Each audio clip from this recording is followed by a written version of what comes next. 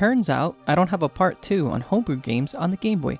So it looks like I gotta get to work. Okay, go away now. See ya.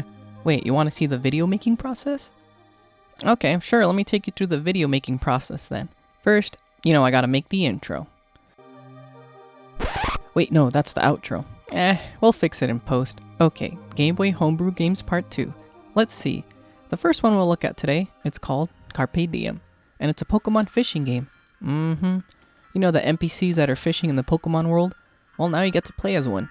You have to catch different Pokemon to collect stamps, and you even have a rival too, and he's just like Gary. That piece of... Sorry, it's personal ever since Pokemon Red and Blue. Anyways, you can go to different fishing spots here and talk to the Slowpoke to start fishing for Pokemon. By the way, this recording studio here is a studio room with lights on the ceiling and a backdrop, and it's definitely not just a light box I put on a folding table or anything. Don't worry about that.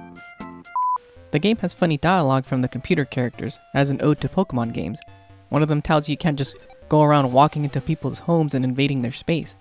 One character is on the phone and tells a person on the line that you're bothering them. The gym leader sees that you don't have any Pokemon to battle with.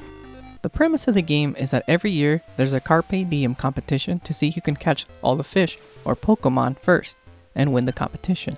The game is short, but it's a fun play and it has great dialogue and even some puzzle elements. Now I don't want to spoil the ending, so I won't.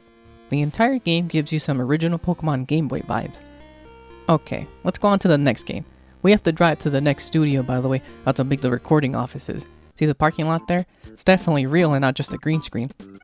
You didn't see anything. The next game we'll play is called Opossum County.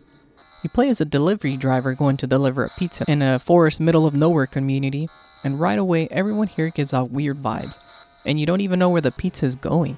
So you have to ask around to try to figure out where you're supposed to deliver the food, and everyone is all creepy. Which is weird because the game is supposed to be a happy-go-lucky kind of game.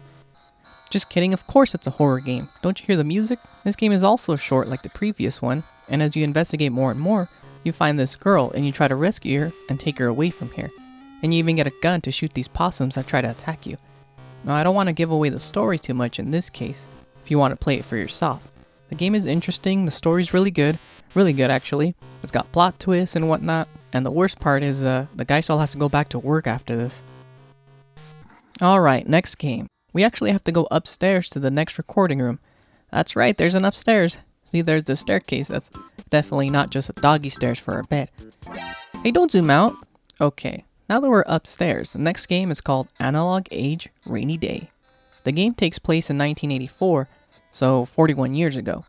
You know, the same year gap from today to 2066. Anyways, this game is about enjoying a day indoors on a rainy day, without any cell phones, internet, or even Game Boys. Okay, it's a horror game. To combat boredom, you first have to clean your room, and then see what else you can do around the house. You can explore the house in the game, and you'll encounter missions like finding inspiration for drawing something, or playing Transformers with your brother. This game is something I can relate to in a sense of finding things to do when you have no internet, cell phone, or Game Boys back in the day when I was a kid. Except for me, it was like 2004, so there was cell phones, Game Boys, and internet. But I digress. Boredom as a kid seemed to drag the day on, and it felt, well, for the lack of a better word, boring. So sure, people can relate to the premise of the game of staying indoors on a rainy day and hanging around the house. It gives a vibe that actually fits perfectly on a Game Boy. When you do pass a mission, you get a reward scene, and then the timer goes down by 1 hour at a time of the total amount you have to survive in the game. Another heavy story-based game, but these games have all been good, and I'll have the links in the description. I know I only looked at 3 games, but since y'all are touring the Game Boy 101 studios, but that's all the time we have today. That way I have enough content for our part 3. The camera guy here, their shift is almost over, so they have to leave. And yes, I have a camera person, okay? It's not just a tripod on a phone or anything. Where did that other camera come from? Anyways, I'm gonna get to editing this video now, so I bid you adieu. Plus, I see the camera's running low on battery, and wait, I think the angle's too low and you can't see my face. Let me fix that real quick.